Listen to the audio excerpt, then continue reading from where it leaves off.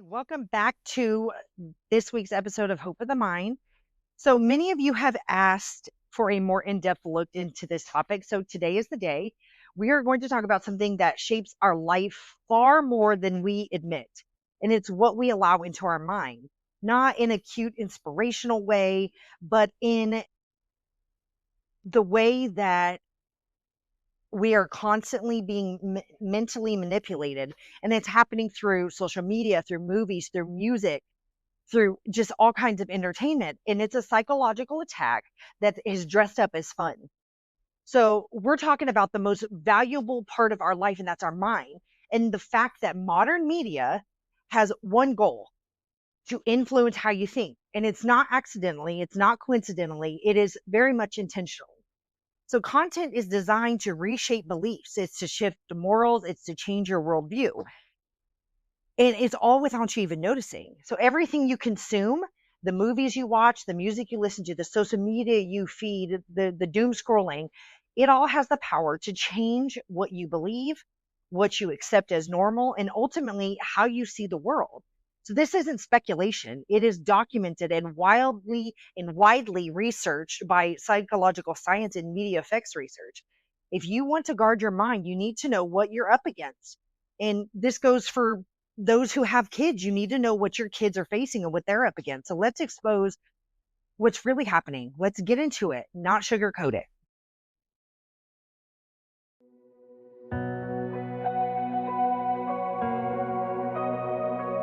Every belief, conviction, opinion, and value that you carry was learned somewhere, right? It's learned from the way you grow up, the way your parents teach you, the things that you see. All right, your identity, your worldview, and behavior, these are outputs. What you watch, what you hear, what you scroll, what you listen to, these are inputs. You cannot consume content without it shaping something. Exposure leads to acceptance. Repetition leads to normalization. Normalization leads to imitation. That is how the mind works. And the world understands this perfectly. You and I are living in a world where algorithms are studying us harder than we study ourselves. They know what keeps you scrolling. They know what bothers you, what triggers you, what type of content that keeps you stuck and looped in. Your hidden cravings, your insecurities, the entertainment used to be your escape. All right, entertainment used to be an escape. And now it is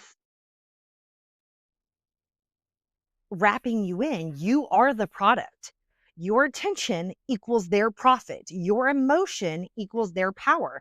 If the enemy can distract you long enough, he doesn't have to destroy you. You will destroy yourself by comparison, by lust, by fear, by hopelessness, fed to you in tiny doses that feel harmless. I need more of you to understand that social media is not harmless. It is not carefree entertainment. It is behavior modification powered by constant influence. Algorithms learn what changes your mind, what you agree with, what you disagree with, what directs your attention, what makes you curious. Then they feed you more of it. The result is your beliefs get reinforced not by truth, but by whatever you consume the most. Your worldview becomes a curated echo chamber of influence. You think you're deciding, but the algorithm already chose what you think about next. So social media trains your brain to compare, to judge, to feel inadequate, to crave attention instead of purpose. You see the highlight reels and think it's real life. You see filters and think it's natural beauty. You see fake success and you think you're behind in life. And you start absorbing these thoughts that I'm not good enough. Everyone is ahead of me. My life is boring. I need more to be valued. You didn't create those thoughts. You consumed them. When the Bible says in Proverbs 4:23, guard your heart above all else, for it determines the course of your life, it's not talking about romance and guard your heart so it doesn't get broken. This is talking about your inner world, your beliefs, your thought patterns, your mental filters. Your feed is shaping your future. Entertainment is an agenda. Media executives aren't just storytellers, they are agenda setters. Every movie and show has a message baked into it. It may not say, believe this, but it will show you what it wants you to believe until you do. There's a reason why modern shows, every single one of them, will have a gay or lesbian couple. They will make sure they have certain viewpoints baked into the show. Morality will become outdated by what we consume. Sexual boundaries they start to seem ridiculous. Marriage, they after so long they portray it as pointless. Faith becomes laughable. Authority becomes corrupt. Violence becomes entertainment. It doesn't demand that you agree. There's nowhere in these shows and these entertainment that's like, you have to agree. No, it just keeps showing you a world where value disappear, so that eventually you stop even noticing that they're gone. Right? So movies and music are some of the biggest mind shifters out there. Writers and producers aren't just telling stories, they're pushing these worldviews for you to normalize sexual confusion. Check. They do that. They mock faith and morality. Check. Glorify unhealthy relationships. Absolutely. Check. Make sin look fun and consequences invisible. Check. It's conditioning. It is one of the most well-known things in psychology is mental conditioning. The more you see something, the more acceptable it becomes. The more you hear a message, the more you start believing it. You weren't created to be desensitized to sin, but entertainment is working overtime to make sure that you are.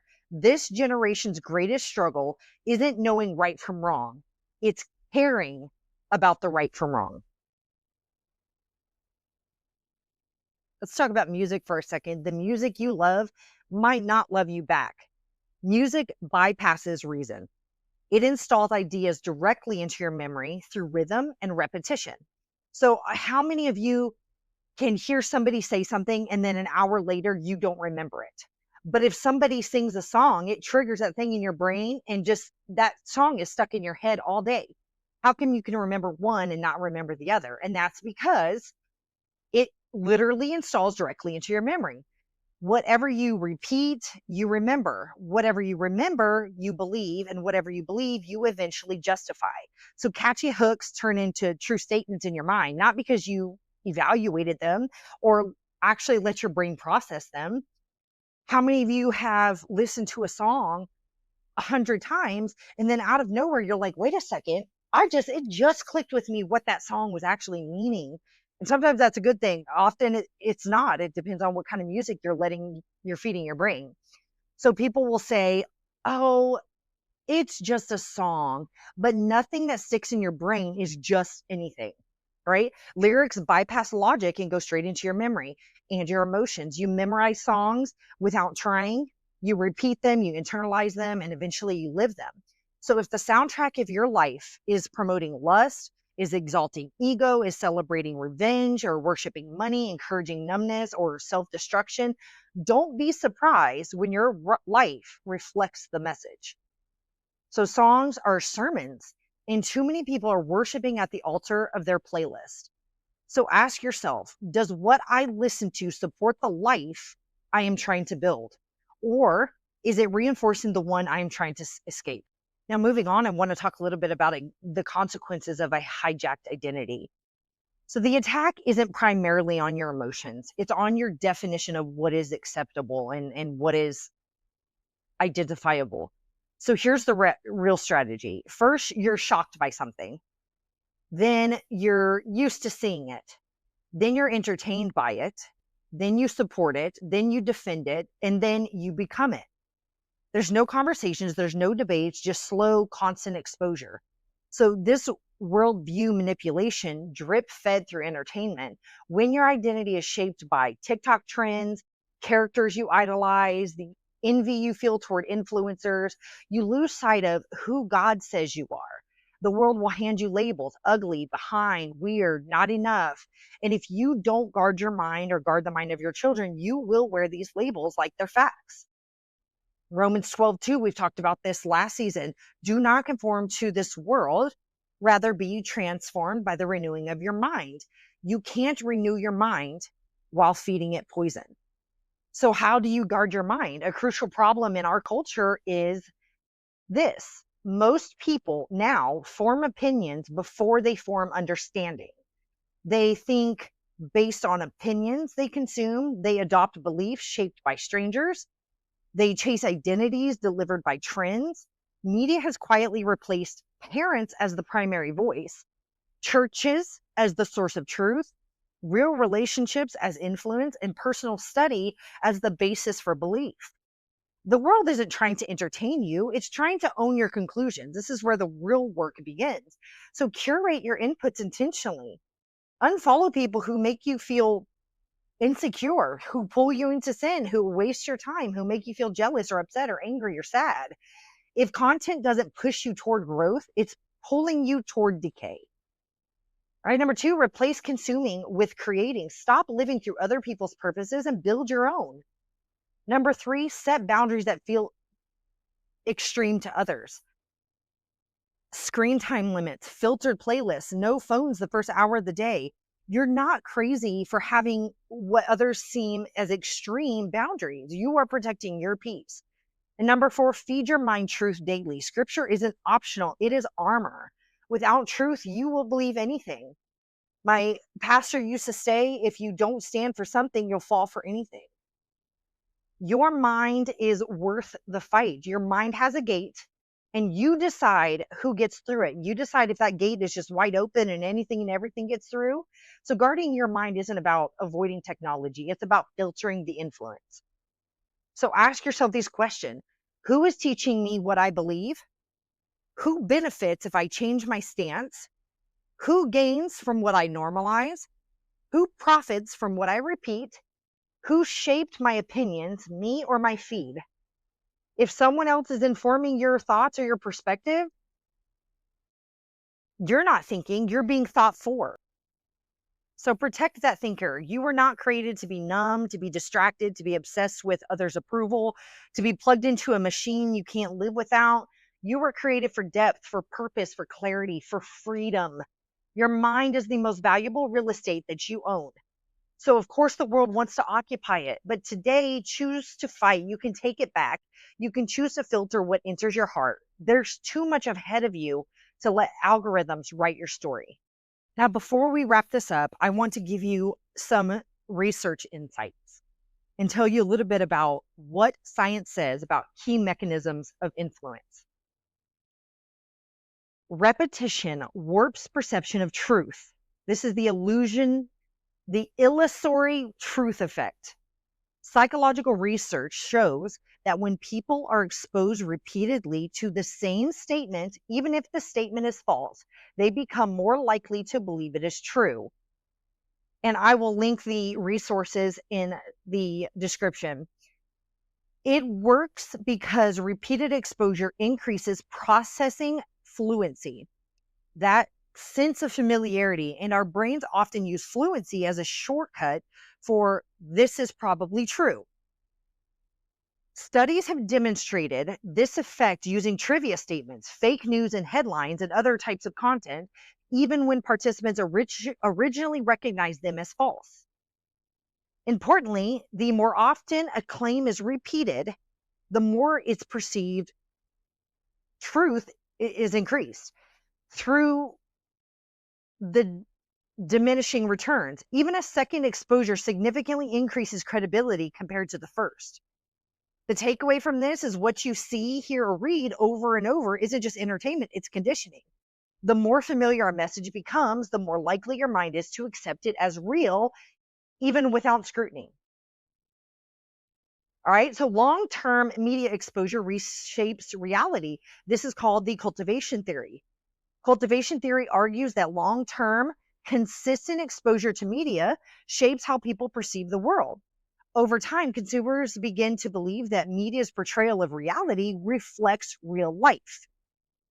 This is talked about in Simple Psychology and the Very Well Mind. This isn't about one shocking movie or song. It's about the steady drip of consistent messages, values, norms, and behaviors and worldview. Over months and years, these inputs can subtly alter what you accept as normal. For example, a survey of adolescents found that heavier television exposure correlated with weaker beliefs about negative consequences of behavior like underage drinking, showing how media exposure shifted what believers judged as acceptable risk. The takeaway from this is that media is not neutral. It repeatedly shows a version of reality. Over time, as you consume that version more than real life or other perspectives, your mind begins to treat that version as reality, therefore reshaping your worldview. I apologize, I talk with my hands a lot. Now, reinforcement, isolation, and echo chambers. When media filters turn into mind filters, on social media, people often see and interact mostly with content that matches their existing beliefs.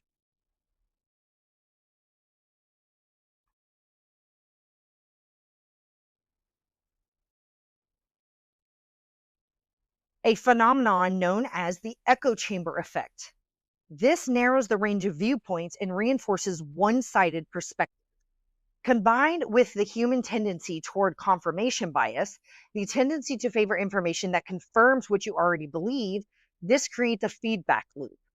What you already lean toward gets stronger.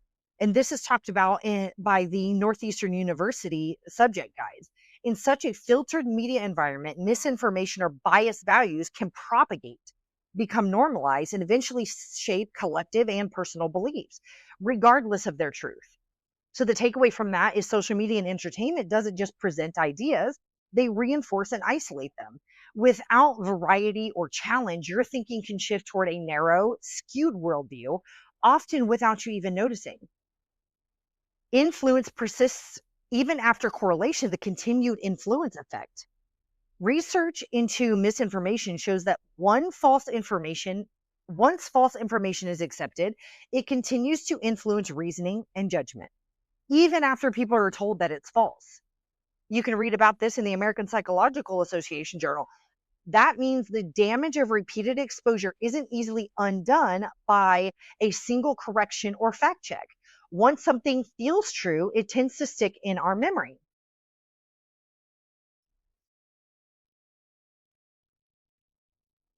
The takeaway from this is exposure isn't just powerful, it's persistent. Once certain ideas lodge in your mind, even if they're false or distorted, they continue to influence how you think, judge, and interpret everything else. So, what it all means, how media is reprogramming thoughts. When you combine these mechanisms, what emerges is a powerful, largely invisible form of cognitive reconditioning. Repeated exposure leads to increased familiarity, it leads to increased perceived truth. Constant consumption over time rewrites baseline assumptions about reality. Selective feeds and echo chambers, they reinforce specific viewpoints and values while isolating you from alternatives. And normalized values in media, moral ambiguity, relativism, distorted ideals, become internalized as normal. Persistent truths, even after correction, stay rooted in your mind, shaping decisions, values, identity long term. In other words, what you consume doesn't just entertain you, it reprograms you. If you want to think carefully, live with clarity, and resist manipulation, you have to guard what is going into your mind.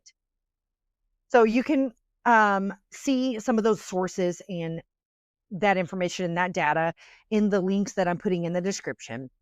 But I want to close with this. Guarding your mind isn't fear based, it is wisdom because the world is pushing its values faster and harder than ever before.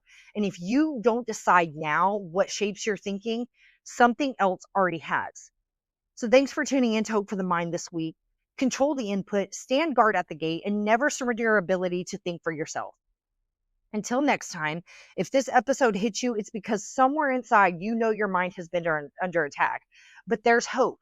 What you allowed in doesn't have to be what you live out. So change what you feed your mind, and your future will change with it.